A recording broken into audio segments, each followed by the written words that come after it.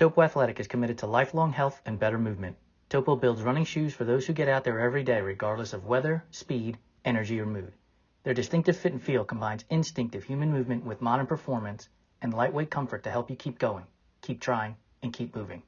Discover the Topo difference and step into a run experience unlike any other. Hey, everybody. Welcome to our 96th episode of our Fireside Chats. It is crazy to think that we are up to that number already.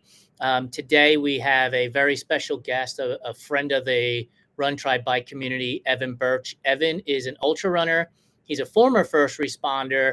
He is also a mental health advocate who has participated in the Divide 200 last year from Sinister Sports, and then is also participating in the Speed Project, a fundraiser with Bigger Than the Trail.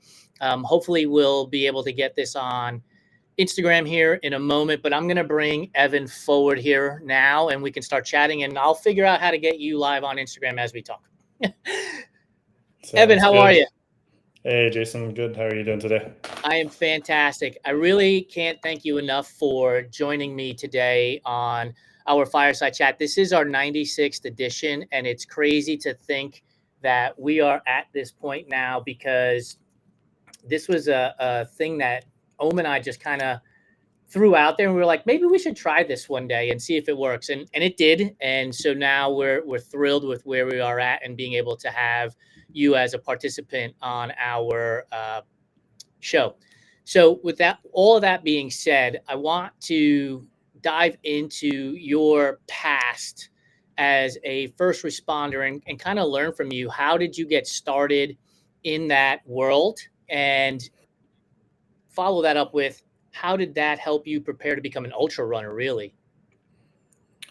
Yeah, thanks, Jason. I think, I would like to say I've had a slightly complicated relationship with running now that things have kind of gotten to where they are. So we'll try to cut in and out, and I'll try to pause a little bit so you can kind of jump in and ask a few questions, because they tend to go a little bit too much sometimes. So we'll just, I started when I was 18, straight out of high school. I did my emergency medical responder course, and I have always loved kind of the human body movement, those types of things. I played competitive soccer ever since I was 5 years old up until like age 30. So I've always been, going long and distance on, whether it be on the soccer field or whatnot. But within the first responder community, so my basically position that I was in prior was, so I was an air ambulance call taker, dispatcher, as well as fire and EMS for, I guess, the better part of 2 decades. But I started the career, 2 decades. It doesn't seem like that. I don't look my age, I'll say that. No, but, when did you start? When you were 6? Yeah, exactly. Yeah, I get that one a lot for sure. So I started very young for, that type of work. And I ended up volunteering for a local air ambulance organization that's a nonprofit here called Stars Air Ambulance. My instructors at my EMR course were paramedics there. They said it would look really good on the resume to get some volunteer experience. And I went and volunteered, and they ended up having a very entry-level position, kind of fell into that. And then they asked if I wanted to train to be a dispatcher. And, at 18 years old, it's looked like the coolest job ever. Not really knowing what you're getting yourself into. Back then there wasn't a whole lot of talk about mental health or those other pieces. It was right. Very much like there's not a lot of stigma back then. It was just more like you did the job and you went home. There was never really much of a talk about, the mental health aspect of the career. So kind of fast forward, was there for about 12 years, worked every position I could within the dispatch center, except for kind of like the director position. So led teams and supervised them, did all those. And then I moved over to our local 911 organization, where I did EMS and fire dispatching. And then I moved into a different position that was more or less stakeholder management liaison work, dealing with our larger departments in and around the city, as well as our major health services within Alberta here. And it took a hit over kind of the COVID time frame. I was working from home a little bit. And then being out of the environment for so long, after, 2 decades in the position, I was able to get back to some sort of like baseline and normal operating that I hadn't felt in a long time. Okay. And then we got called back to work, and that's when my life just went, like, took a nosedive. I was having panic attacks. I couldn't even go into the office. I'd sit in my car, just like not able to even regulate and get myself out of the vehicle. I was having night terrors, night sweats, nightmares. It was, I was averaging 2 to 3 hours of sleep a night, still going to work. And I was hiding this from my partner at the time. I was, the shame, the guilt attached to it, going like, I've been able to leave work at work for 20 years. Like, what is going on to me? I didn't know what was happening in my body. Right. And that's kind of how it all manifested for the mental health aspect of things. And then in January of 2022, I decided to finally ask for help after speaking with my now fiance after Christmas, and just said, like, I can't do this alone anymore. And that's when I asked for help. I mean, it takes a lot. And so I want to go back for a moment. When you're working in as a first responder, you see a lot of and hear a lot of stories that are, I have to imagine, I haven't been there, impactful in a negative way, seeing people die and go through that stuff. Was that, do you think, a part of the struggle you had when you had to go back because you had been off for so long? It was like, I'm going back into that world where I might see this again? Yeah, I think it was you get a certain level of conditioning. I'll call it like you're in constant fight or flight mode, having to manage other people's worst days. That's Right. the best way I can explain it, is when there's somebody's phoning you on 911 and they're asking for help. Typically, like, that person maybe have never phoned 911 before, or asked for help in the past, or didn't have a medical thing that happened. And so that's really like their first day and their first interaction, and you're dealing with upwards of 40 of those people a day. Right. So you're really, in order for you to stay regulated and be able to continue doing that work, I believe now, what I know now after the, therapy and everything I've been through. Back then, I wouldn't be able to say this, but you really have to take care of yourself. And if you don't, the way that I explain it is, I taught myself how to not feel in order to help everybody else through their worst days. So I basically, at my own expense, I was helping everybody else, neglecting myself in the process. As you, and I'm going to ask this question twofold. So we have a comment on Instagram from Jeremy Dutton who said, that's awesome that you asked for help. It takes so much courage to do that. When you did ask for help finally, was there a part of you that thought to yourself, I could have been better previously had I been able to take care of myself so that I can take care of the people on their worst days? Yeah, and I think that's the thing I'm realizing now, after having, had countless hours of therapy and treatment and healing, and understanding that if I had been given those tools at the outset of my career, could things have been very different? Yes. I mean, it's one of those ones where it's like, I don't know what would have happened because I didn't choose that path, or that path wasn't there for me. But I am recognizing the fact that, a lot of people in the first responder world, police, fire, EMS, whatever that is, the tools aren't necessarily there. Like, there's education and things that are being given now by a lot of organizations, but the hands-on, like, here's how to do breathing exercises. And, I'm going to be a group of people teaching them how to do breathing exercises.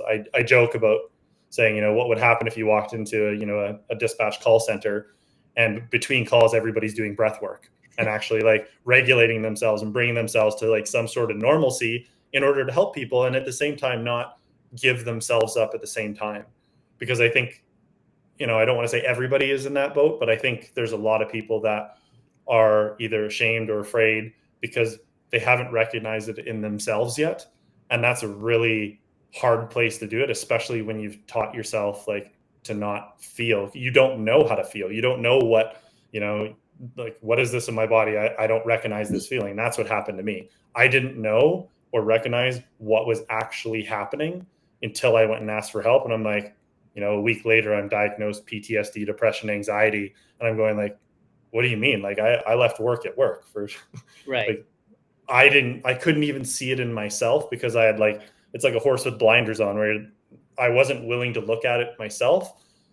because it was easier to deal with everybody else's pain and trauma than manage my own. I have so thankfully, we did a story on Isaac Kenyon, and we've had your story, and Reed Burrows has told his story, and that's given me the confidence to talk about the disordered eating problem that I faced and continue to face. I've got an imposter syndrome article that I'm in the midst of working on that impacts me on my mental health as well. I have you guys to look at who are coming forward to say, hey, here's the stuff that we should be talking about, especially for men. Breaking that silence is difficult. Did you have somebody who was out there talking about it and you were like, okay, if they're doing it, I can? Or what was the stimulus to get you to say, I want to talk about this? I'm going to go seek help and I want to talk about it. Yeah, you know what? There's a couple of first responders. I'll just kind of leave their names out of it, and another person who's actually been in the running world with me as an ambassador for one of the brands that I work with as well, who was very vocal about her experience. And I think, you know, the amount that you can like bring yourself to speak and share is in direct reflection of like your ability to be vulnerable. And I didn't know how to do that. Like, it was like there was always a wall up. There was always I was never curious. There was always like judgment and shame attached to, like, if I say that I'm not okay, I'm going to be judged by other people. And it's taken a long time to get to that point of I don't want to say not caring, because I do care what people think on a certain level, but not letting it affect me to the point that it's, debilitating. But there's definitely, another paramedic in the as well that, is local here as well, that she was very vocal as well about her journey. And those are the situations, again, I do feel very strongly that we can learn a lot through shared experience. And that's where I think we're not meant to do this alone.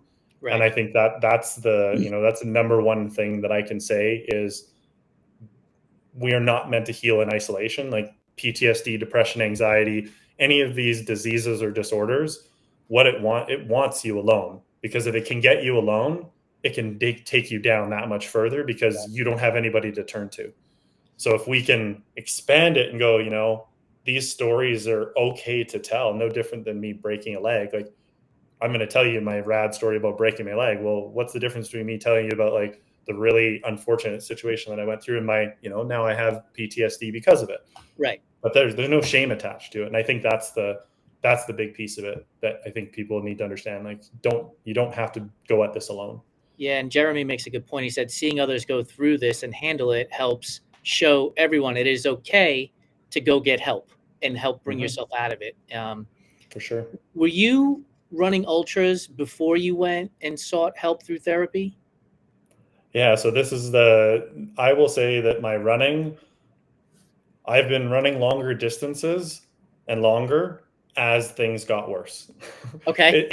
But like unconsciously worse. I didn't know what was happening. So I was using these longer distances as an avoidance and distraction technique. Same. Rather than like being willing to look at it, because I could go run in the mountains for 6 hours and not talk to anybody or see anybody, and like put myself through that, like, I don't want to say pain, but put myself through a little bit of hard like effort to forget about all the other stuff that, I'm just going to ignore it, or I'm going to go work more overtime. Because if I keep myself busy, then I don't have to think about it and I don't have to face it. And if you constantly are distracting yourself, you're just going to repeat the cycle until the universe says like, okay, I'm going to give you this lesson again, and I want you to try to like learn from it this time. And if you're not, I'm going to give it to you again and again and again and again until you do. And it's going to hurt every single time until you're willing to, like I talk about, surrendering to the process. Therapy and all these other things, I strongly believe won't work unless you've come to it yourself and go like, I'm ready to do this. Even if you're not ready, like, we're so stuck in this like comfortable, like, to you it's like that's comfortable, that's safe to not talk about it. Right. We need to put ourselves into discomfort even more, even though it's like scary as hell. Yeah. But if we're not willing to do that, we're not going to be able to meet ourselves. And what are we denying ourselves of? We're denying ourselves of what we could be by not surrendering. I agree with you completely. I think that we're afraid to go through this uncomfortable moment for what I will call a brief moment in time to come through the other side to be more comfortable with who we are. That could be a lifetime. And so we do the things. We go run in the mountains for 6 hours, or if you're a triathlete, you get on your bike for 4 to 6 hours, and that's the only thing you have, and you can ignore the rest of the world because we don't want to go through that uncomfortable moment for, it could be, years, of course, but when you come out the other side, there's a lot more comfortability there. So it leads me to this question for you, because I find it in myself. Once I released that control over myself to um, protect my ego from talking about disordered eating, everything else got better for me in a way, right? Eating food tasted better. I didn't have to worry about hiding it. Going out and running in the trails felt better. When you sought help and you got help and you're working your way through it, could you feel a difference from the trail running you did before getting help and the trail running you did after getting help? 100%. So before I asked for help in January, I had finished my race season kind of in September, and I guess October I ran a little short race, but I stopped running cold turkey when all of those things were happening to my body. I was giving up everything that I cared about or that I believed that I was doing for myself in response to everything that was happening. And then about going into therapy, and this is the interesting part, is I am a very competitive person, and I've said this a few times to a few other people, and I was trying to win at therapy. Therapy was I'm gonna do so well at this that I'm gonna just but I wasn't. The best way to explain it is I wasn't fully surrendering, and I was still holding major parts of me back because I was so focused on beating this that I wasn't willing to just surrender and go okay, I'm gonna just crack this egg open, and I'm gonna be this yolk in a frying pan, and just let's see what happens. So it took me a good 6 months before I realized that I was running from, the way that I describe it now is I was running from a place of wounding before. So a place of shame, guilt, avoidance, distraction, a way to numb my pain. And now, as soon as I realized that, I actually had to make a decision, a conscious decision. Do I want to keep running? Am I able to get to a place of doing it for the right reasons? And to me, the right reasons are coming from a place of self-love, joy, compassion, respect for myself. And now I'm able to give back to the community in a different way through my running. And and working with my coach that helped me through that year with my accountability and everything, I came to a place of, now I'm doing it from a place of worth, self-worth. I'm coming at it from, I'm trying to summon the joy in my runs. I'm not competing with anybody else. I'm competing with myself. I'm meeting myself at where I am on the day. I'm present. It's such a different experience coming from that. And I'll be honest, I experience less pain when I'm running now, coming at it from that way. It's not a suffer fest. I know people talk about these ultras being a suffer fest and all these things. I'm honestly, it is I am so curious about how, it's self-discovery for me. I'm so curious every single race now of if this happens, oh, I don't have any cramps. That's weird. I don't have any pain. I only have one blister. It was such a dynamic change in my head that, to be able to do that and know that I'm now coming at it from a very different place is amazing. And I'm sure it's showing in the way that I'm, showing up in the world as well too. I can't, I'm smiling so big on the inside. I'm smiling big on the outside. I'm nodding my head because I know exactly what you're saying. I hear people talk about how hard things are and the difficulty and the suffer that you're going through.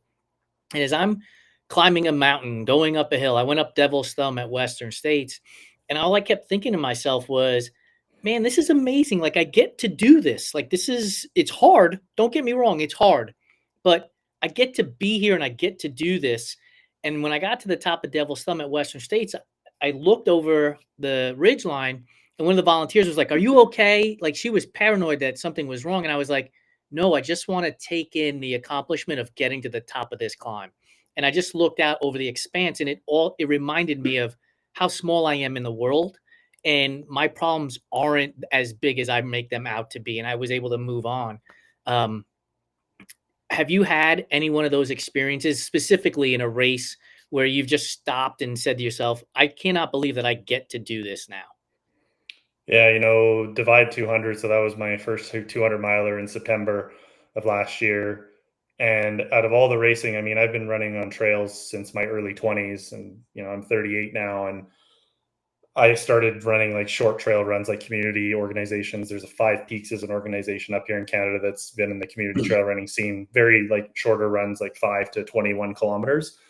And I did those for like the first 10 years. And, coming at it from that and seeing how I've progressed, I'm trying to chase podiums when I was younger. And now standing at the start line of literally like the longest distance I've ever put myself at. And I'm sitting there and I'm the calmest I've ever been at the start of any race line ever in my like running career. And it boggles my mind of like, I used to have like, I need to go to the porta potty for, twice 10 minutes before my race because I put so much pressure on myself Yes. to beat people. And now I'm sitting there, I'm going like, okay, you've put in the work, you've put in the training, you're here today, like get out of your head, get into your body, which is again not an easy thing to do because a lot of us are humans are just intellectually like wise people. They try to solve their problems by thinking their way through it. Right. As opposed to me, I'm like trying to like get out of my own head and go like, okay, get into your body. Okay, what are you feeling right now? I'm like excited. I'm actually excited. I'm not nervous. And there might be a little bit of anxiety, but that's because I care. Right. It's not because I'm like nervous about the race. It's I actually care about this so much that there's like that hint of anxiety that's actually good anxiety because it means that you give a shit about something. That's right. And I think that's the flip. So I'd say that's my moment where it was just, it just came together. I was like, oh, like I'm meant to be here. Like I'm exactly where I'm supposed to be. So why pick a 200-mile race? Why not a 100-mile race? Why not a fast 50 where you can get that sort of same pain, shall we say, from running hard for 50 miles or 50K? Why a 200-mile race? Yeah, it's funny because people even talk about like some of the fundraising stuff I've done. They're like, you can like run a marathon and still fundraise and probably fundraise the same amount. You don't have to run 200 miles and raise like people will probably still give to you. So there is that piece of, I believe very strongly in giving back to the community now. That's how I'm also, a lot of people will say like my why is to give back to the community. Well, I do agree with that, but I also have to, there is a little bit of a selfish piece for me of going like, it's also helping me heal too still. Yeah. Because PTSD, depression, anxiety, like you said, eating disorders, anything in that realm of disease or disorders, I strongly believe it's with you. You're never fully healed from it. So for me, like it's cathartic in the sense of I love problem solving. Like that is the number one thing for me. Like running is like a series of like 1,000 yes or no questions. Yes. And then you add it into like a 200-mile race. And it's like, okay, now you have like 5,000 yes or no questions. So for me, it's always about, if I'm hurting on a 200-mile race or whatever, I get the opportunity to problem solve, be like asking myself questions like, okay, that like the bottom of my foot's really hot. Should I stop right now and check it?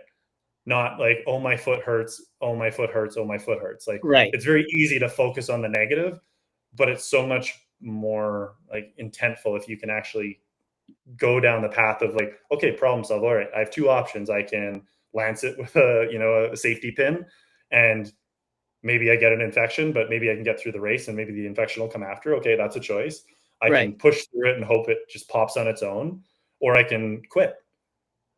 Right? Like there's choices, and I think that's the thing. It's all a series of choices. Yep. And that's really what it comes down to is like that's what it is. It's a series of yes or no questions of what are you willing to do. So for me, it's like that's what it is. It's the problem solving aspect of going that much further, because in a 50K, I can run a 50K and get 12 blisters and complete it. Right.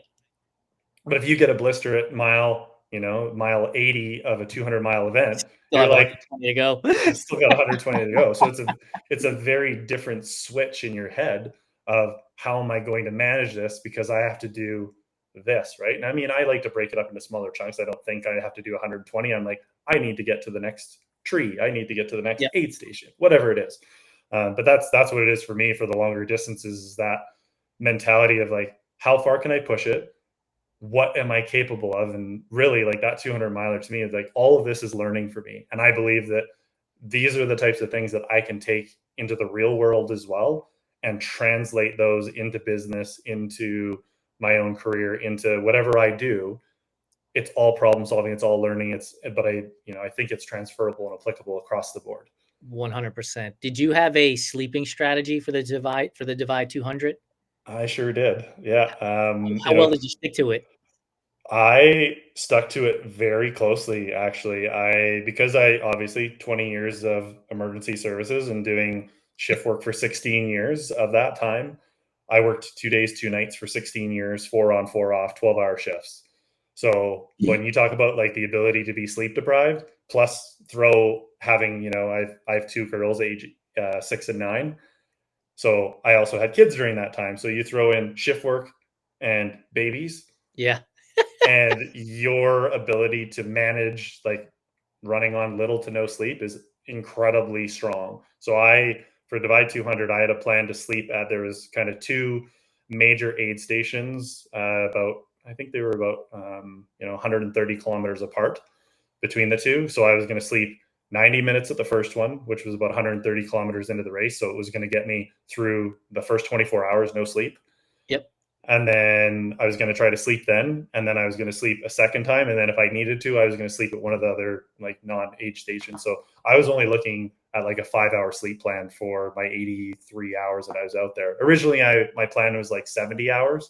So I went about 12 hours over what I was supposed to. But, we all go in with a plan and an intention in our head of what we want to do. But sleep deprivation for me, like I actually tried to sleep at that aid station, slept for 15 minutes. That's all I could, because I was just so jacked still. Like my body was like, let's keep going. And I didn't actually sleep 90 minutes until 44 hours in. Wow. See, these are the kinds of conversations I love because everybody is so different. So when I did Cocodona, first time to sleep was at mile 72, which was 24 hours into it. And I was like, I'll sleep for 15, 30 minutes. And I did that and I got up and that next day was awful. And I made a decision at that point. I was like, I'm going to sleep for like 2 to 3 hours every night. And I would make it to a van, give or take 50 miles. I'd get 3 hours at minimum sleep and I would feel so much better. So it's always interesting to hear different people's stories when they're doing these long events that are multiple days. I interviewed a gentleman by the name of Bear Lee, and he slept at Cocodona. I think he said he slept like 6 hours total, and I slept like 15, and he beat me by 3 hours, right? And it just shows you, like, for me, if I would have done that, I'd probably still be out on the course. I just think like the different people doing different things, it's amazing to learn and hear from every one of those things that you're doing. So I'm going to pick your brain. I'm going to be pacing and crewing at the Divide 200 this year. Oh, what nice. do I need to be? What do I need to be aware of when we're out there? Are there components to this race that you're like, look, you need to be really focused here, or any tips you can give me for that? Definitely the first third is very, very heavy on elevation. So make sure your runner is prepared for that.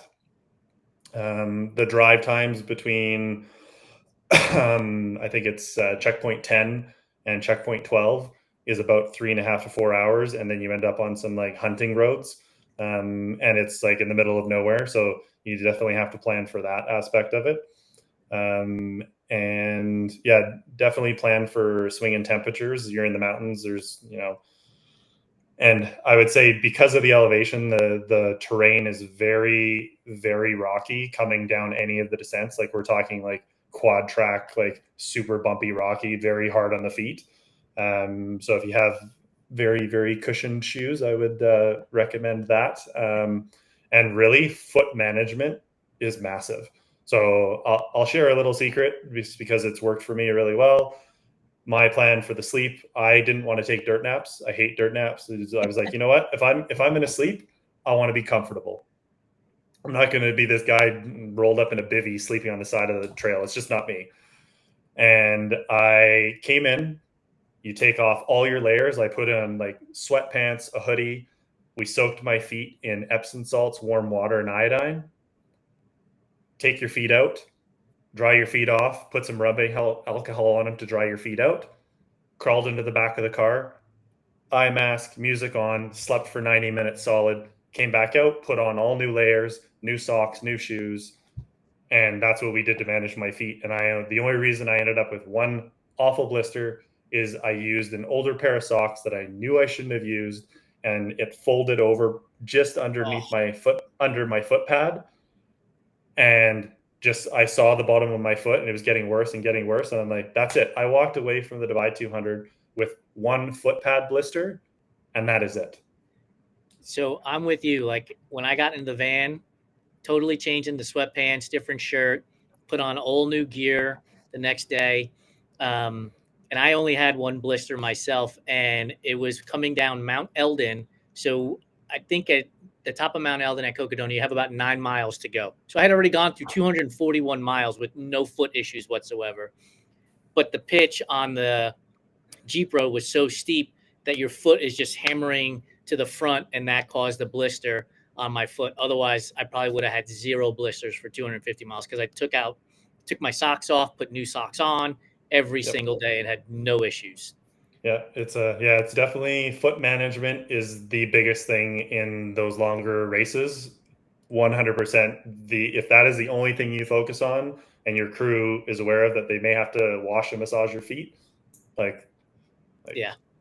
That's again, just what you're signing up for, is crew. Like that. Well, we just talked about that one, the small moment of uncomfortability for long moments of comfort, right? As a crew member, if you got to wash somebody's feet for 30 seconds, that's all you're doing over the course of 3, 4, 5 days. So it's it's okay to give that up. Yeah, you'll be better friends at the end of it. Yeah. So I want to jump into now the big event for you this year, which is the Speed Project through Bigger Than the Trail. Talk to us about that. How can we here with the Run Try Bike community help you with your project? Yeah, so I'll tell you about, so the Speed Project is an unsanctioned race. It's not affiliated with Bigger Than the Trail. That's just the organization that I'm an ambassador for, that I'm raising funds on behalf of. So Speed Project is a kind of an underground race. There's 2 components to it. There's a solo component for the crazies, and then a relay component for the, you can have a certain number of people. They call it like the OG crews, or 6 people, minimum 2 females racers, and then you can build it to however you want. Like I think last year they had one team of a group of guys that ran 1 mile each for 300 miles. Oh, wow. And they were just the 5-minute miles, every single person, and they would just rotate through, stop the RV, rotate through, stop the RV, just going. So really, if you have 10 to 15 guys, that's only like 30 miles. So you have to run 30 hard 1 miles every hour and a half. Right. So it's just different mentalities. But to get into what I'm doing, so the solo aspect of the race is you kind of apply. So it's similar to it's one of those ones where in order to apply, you kind of have to know somebody who did it to ask to get the application to be able to apply for it. So it's kind of, once you're in the community and people, you can apply for it. And they're really looking for people who have a story to tell and are really about the run community. And it's really about connection and coming together as a group of runners and doing it for kind of like the joy of it and the right reasons. With it being an unsanctioned event, there's no spectators, there's no official start or finish.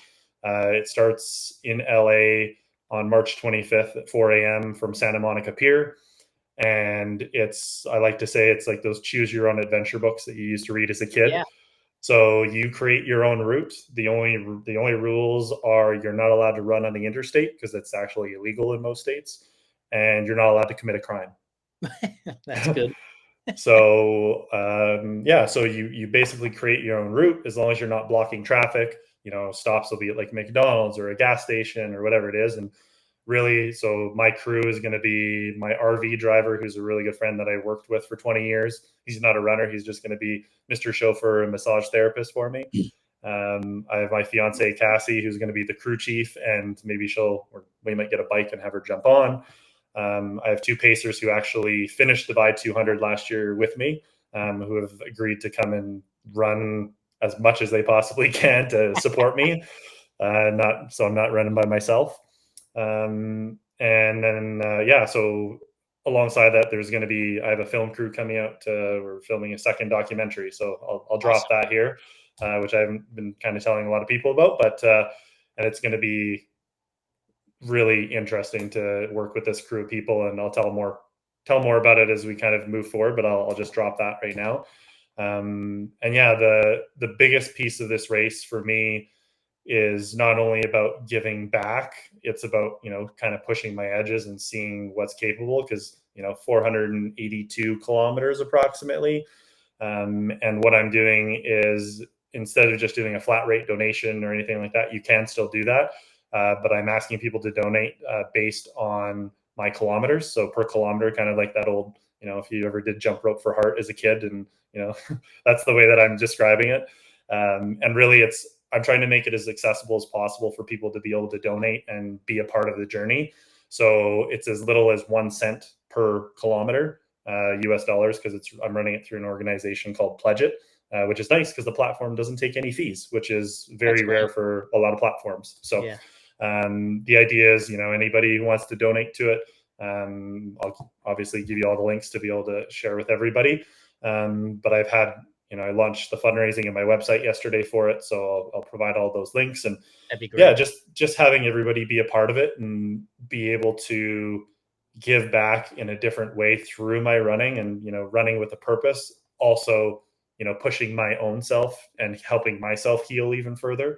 Because that's a big piece of it for me too, is, what hard things can I do if I'm coming at it from a very different place now, and how different will that feel for me, after running the Divide that way, and then now doing this. It's pretty incredible to see the outpouring already from the people sharing everything that I've been putting out. And, the run community is incredible. And, the number of people that have reached out saying like, me too, or my story, I love seeing your content because it reminds me of, my story, and I'm willing to talk about it now, or I've gone to seek counseling because of, what you're talking about. Like, those are the things for me that are so much more important, which is why, like, I believe every donation, whether you can only give 1 cent per kilometer, or you're a company and you can give $1 per kilometer, every donation is equal in my eyes.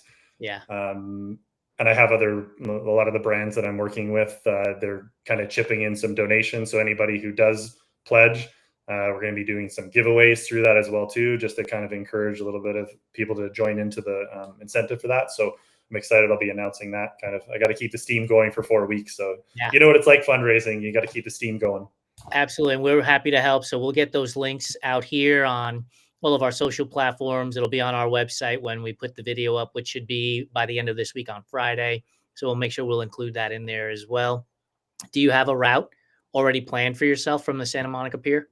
Yeah, luckily the TSP community, the Speed Project community, again, like when I talk about community and connection, the sharing of data between people has been like crazy. Like, here's my route from last year. Here's my road directions. Here's where I stopped with my crew. Here's what gear we wish we had. Like, it's just such a welcoming group of people. And like, I always thought like the trail running community was amazing as it is, just even like running 5Ks, 10Ks. Yeah. But it's just like amped up even more. As soon as you get to these people that are running these things and all the logistics and planning, everybody is just like crowdsourcing information, because that's how everybody gets through it. Like, you share stuff in order to help everybody through. Because I believe like there's so much room for everybody to, whether or not somebody makes it to Vegas first, because, there's the OG route, which is kind of like mostly road, but it's 540 kilometers. Or you can choose the shortest, fastest way, which is what I'm trying to do, based on the data that I have, which is, you get to run through Death Valley, you get to run through the desert. There's different ways of doing it. So it's really, the finish is at the old Las Vegas welcome sign on South Las Vegas Boulevard. So it's, at the end, like there's no like massive groups of people. You take a picture of you at the sign, and that's your official finish time. That's awesome. Like, so it's, and then the relay runners. So that's the solo category, and there's going to be about 25 to 30 of us, I think, approximately, which is the largest solo field they've had Wow. in the few years they've been running it. Which, because it's kind of like invitation only, but so many people want to do it now. They're like, okay, like we'll let a few more people in. And then on the Friday, the relay starts from Santa Monica, because I think last year, I think the record is like 29 hours for 300 miles with a team. Like Wow. it's like ridiculous. I think it might actually be lower than that. I can't remember exactly. I'd have to look, but so they should be finished in like just over a day. That's blazing. Which is nuts, right? Because it's Yeah. going to take me 3 to 4 days. In my best case scenario, 3 to 4 Right. days is where I haven't nailed down like I want this yet. I have loose goals, because I believe intentions are better than goals for me. Because Okay. as soon as a goal hits, a goal's done. Whereas Right. an intention of like, I think I want to do it this fast, and I'm not going to hold myself to it. It's like, it's not about perfection. It's about giving myself a line and seeing if I can cross that line, and oh, that feels good. Okay, let's go to the next one then. So so that's the race. I'm a month early. I'm in Malibu right now. I'm a month too early for you. I would have been thrilled to at least run somewhere on the highways here, or not on the highways, but on the roads here, start from the Santa Monica Pier, had I been here a month later. Yeah, and I forgot one other crew member of mine, actually. He lives in Las Vegas, and I'd like to give a shout out to him, because he's doing something pretty incredible. So he's actually an adaptive athlete, and he has basically these I can't remember, I'm going to probably butcher what they're called, but they're basically exoskeleton legs that go below his knees that allow him to run. And he's actually trying to be the first person to run an ultra, not during this event, but this year, using this new technology that is allowing him to run and not be in a wheelchair. What's his name? So his name is Scott Davidson. He's just an incredible person. He's been so welcoming. He's going to help with logistics and planning and stuff. So he's going to come and join me for some time out there too, which is pretty amazing. Like, the number of the people that I've met through running, and even these last 2 years of my healing and everything, I wouldn't be where I'm at and, giving back and raising these funds had I not experienced what I did. So there's no regrets there for me. It's like, because I believe that, like, regrets are like unrealized potential. And so there's no regrets for me. It's me going like, no, this is where I'm meant to be. I was meant to experience that, to help other people go through what they need to go through. And now I get to meet all these incredible, cool people that are just like amazed at what I'm doing. And I'm sitting here like, dude, you're going to run an ultra and like in like exoskeletons. Like, I'm so amazed. Like, it's so cool. And I just, these cool humans, and again, meeting you guys, like, it's just such a tight knit community. I don't think people realize how small it is and how incredible it is until you start having these conversations and these connections. That's 100% how I feel about having started this business 3+ years ago, and all the people that we get to meet. I am amazed by all the people that are doing just utterly amazing things for themselves, right?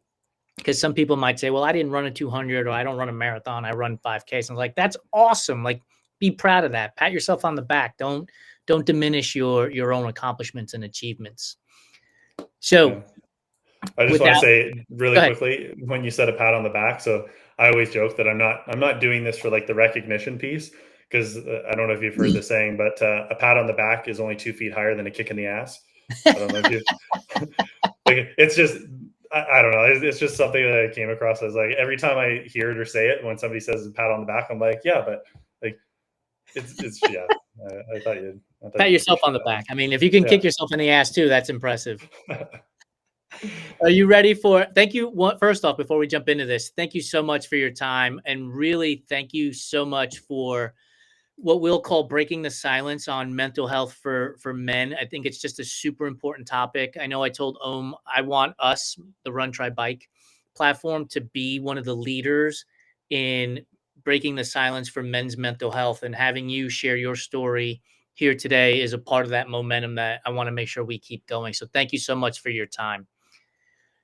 Now we'll get into the rapid fire section of our conversation, which is all surrounding food. And I know you've participated in the past, with pineapple on pizza. So you might as well just get it out now, and then we can jump into the other parts of it. No, I just like to bug you about it. That's not my preference. I just, as soon as you can like latch onto something that you know is going to dig somebody, you're just like, I'm just going to poke a little bit more. Yeah. Yeah. Anyway, so first question for you. Is candy corn a real candy, or is it earwax covered in sugar? First off, it shouldn't be given out at Halloween. And I can't remember the last time I saw candy corn being given out at Halloween. I would say earwax for sure. Like like Easter's coming up. We're going to see them all over the place. Peeps. Are Peeps a real candy / sweet, or are they just marshmallow covered in dust? it is a marshmallow in disguise. That's, yeah. We've been told more than once that the best way to eat a Peep is to let it go stale. And I'm like, so let me get this straight. Something bad is better when it's worse than when it's intended. Like, that doesn't make any sense. Crunchy marshmallow, that just sounds wrong. Like, so speaking of marshmallows and s'mores, are you charcoal briquette style marshmallow or slightly toasted style marshmallow? If it starts on fire, you did it wrong. Okay. It's got to be like golden brown. Are you like the put it over the fire, let it light on fire, and let it just sit there? Yeah. Blow it out when you're no, like if you let it on fire, it means you haven't had enough campfires. That's the problem. That's what it is. What's the best thing you ate while you were racing at the Divide 200? Oh, the final aid station. When I got there, somebody had just arrived on a quad, and I was so tired of I had my own food and I had my own pouches and like baby food pouches that I made of I had like full on flavor fatigue. And they showed up and somebody had brought a 6-pack of like grocery store scones. And I just asked her, I'm like, can I have 2, please? And I just they were like the best, no, sorry, they weren't scones. They were apple turnovers. And honestly, it was like heaven in a package. I was just like, I could have taken the whole package with me because it was one of those ones it's the flavor fatigue that really gets you if you're just eating bars and gels and all the same thing all the time. You're just like, I want something different. And I saw these things and it was like a light was shining above them. And I was like, are those for us? Like, can I have one of those? And she's like, yeah, take as many as you want. And I was like, done. Like it was, so apple turnovers at the last aid station of Divide 200. For me at Cocodona, when we prior to getting into Prescott, I told my crew, I was like, I want Impossible Whoppers and Klondike bars. I don't care what you have to do and how far you have to drive to get it. I will wait at Prescott until you come back if the drive is that long. Like, that's what I want. Yeah. And it might have been the best thing I ever ate. I will tell you, Divide 200, make sure your crew, if you want something like that, they have to stop at the A&W in Crow's Nest Pass, Blairmore area, before they drive out to you because there's like nothing else on the way. Awesome. Or you can stop in Fernie as well. But definitely, if you're looking for stuff like that, like make sure you put those things on the map because otherwise you're going to have a very unhappy runner on your hands. Is red velvet cake a real flavor, or is it just chocolate cake getting ready to go to the Oscars? Oh, that's a tough one. I like red velvet, but I'm gonna go with B because I prefer Black Forest cake. That's all I'm gonna go with. At least it's trying to be itself. That's all I'll say. Raisins and cookies, yay or nay? Ooh, that's a tough one. Am I running during this, or am I at home like having a snack? You're at home having a snack. No raisins. No raisins. Yeah, I have zero delineation when I'm running. I don't care. It's food. It's fuel. Like I'll pick the raisins out and spit them out if I have to. Like I don't care. Is carrot cake a thumbs up or thumbs down cake for you? I like carrot cake. Good now, would you put raisins in your carrot cake? Again, you're sitting on the couch. That's just blasphemy. Like, why would you put raisins? Who put raisins in their carrot cake? What carrot cake have you been eating?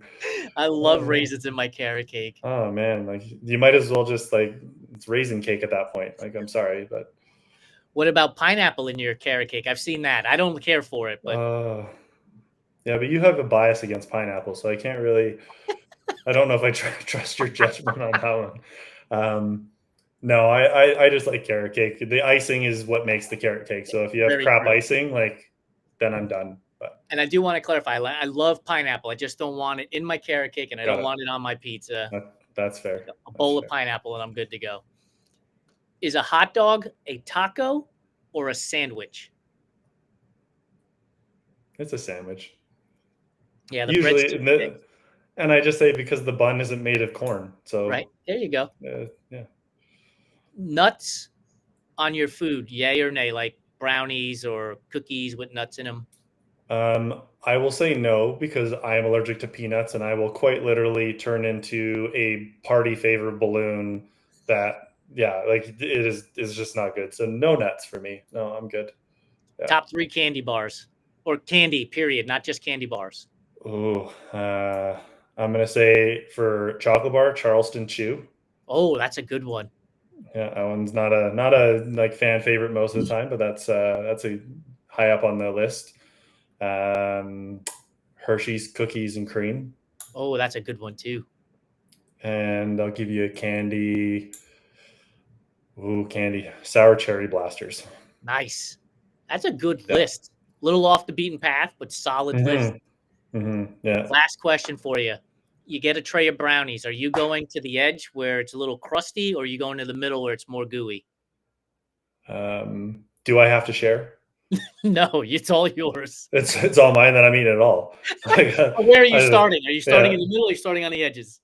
I'll start on the edges because then at least by the time you're like have fatigue from chewing so much, at least the middle is soft. There you go. Yeah. Evan, thank you so much for your time. For those of you that have joined us, we appreciate you being here. This will be on our YouTube channel and our website on Friday. Appreciate your time. Good luck with the Speed Project. We'll be cheering you on, and we'll also get the links for your fundraising out there too. Perfect. Awesome. Thanks for your time, Jason. Have a good one. It was a great chat with you. Thanks. Bye.